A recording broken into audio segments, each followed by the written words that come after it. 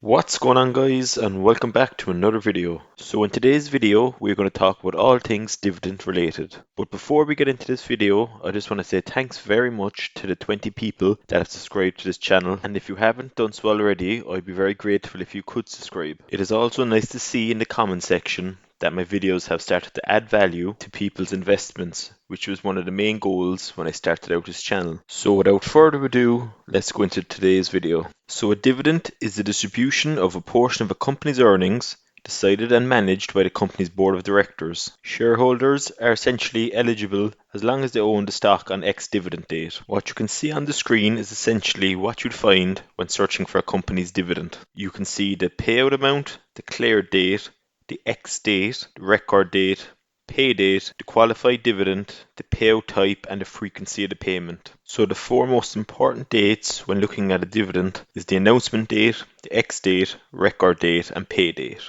In terms of the announcement date, dividends are announced by a company's management on the announcement date and must be approved by the shareholders before they can be paid. The ex-date is the date in which the dividend eligibility expires. So for example, if the stock has an ex-date of the 25th of May, then if I bought a stock in this company on the day or after this day, I will not qualify for that dividend. The record date is the cutoff date, which is established by the company in order to determine which stakeholders are eligible to receive this dividend. And finally, the one that everyone's most interested in is the pay date. It goes without saying that on pay date is the date when the money gets credited to the investor's account. It is quite straightforward to find what companies pay dividends. For example, when you type in Apple's share price on Google, you will get the below screen. As you can see, Apple pays a 1.03% dividend annually. So once you've confirmed that the company pays the dividend, you can go onto such sites as dividend.com and Yahoo Finance to look into these dividends in more detail.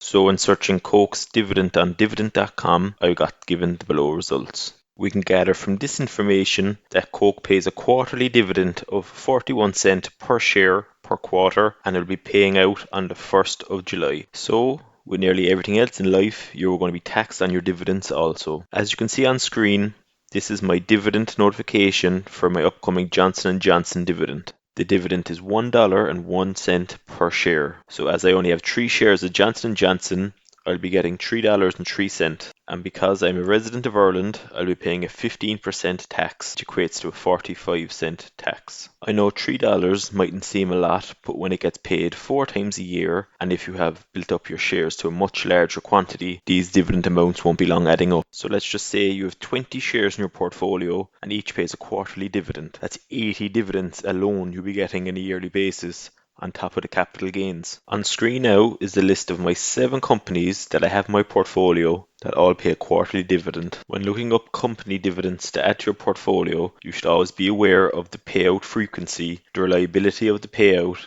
and what the percentage yield is. So let's just use Pepsi as a quick example of a company that pays a dividend. So as to entice in would-be shareholders such as you and I, a company such as Pepsi will offer to pay a dividend as a thank you for your investment. As the company continues to make a profit over each quarter, they will then give back a very small portion of this profit to its shareholders in the form of a dividend. So the reason many people invest in dividend stocks is got to do with dividend growth investing, or DGI. Dividend growth investing is the strategy I use with blue chip stocks. By investing in dividend stocks, you have 2 potential forms to increase your own investment due to capital gains and dividend payouts. This is a long-term strategy, and it is very hard to fail if you diversify in blue chip stocks in your portfolio. So just to finish up this video, I want to just offer 3 bits of advice. Firstly, ensure you check the company's track record of payments. For example, you want to have companies like Coca-Cola. Second, don't fall for the trap of picking companies that have very high dividend payouts, as this is usually unsustainable. And thirdly, it is important to remember that companies don't have to pay you dividends. They can cut or even increase these dividends as they please. So as always, thanks very much for watching, and I'd be very grateful if you could subscribe to this channel for more videos.